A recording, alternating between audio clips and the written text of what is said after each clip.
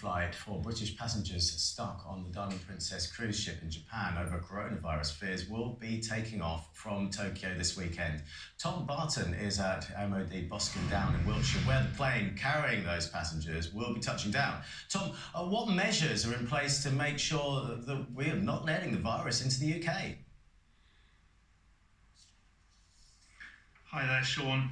Yes, that flight in seems now becoming familiar, due to take off from Japan later today and arrive at this airbase on Saturday, from where the evacuees should be taken up to the Arrow Park Hospital that we've already heard so much about, up on the Wirral, for their quarantine there. Only those who have tested negative will be allowed on that flight, but if any warning were needed of the risks, 2 Australian evacuees that were allowed onto a flight after arriving in Australia have tested positive.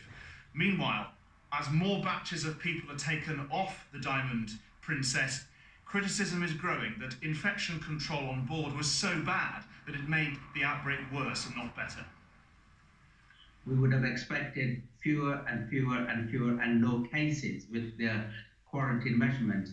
Instead, the reverse has happened, and therefore with this breakdown and uncertainty, the good thing to do would be to bring all passengers off that cruise liner.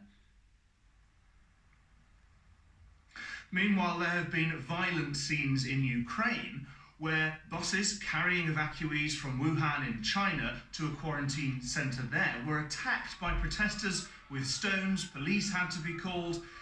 The country's security service says that an email, fake they say, purporting to be from the Ministry of Health, said some of those on board had coronavirus.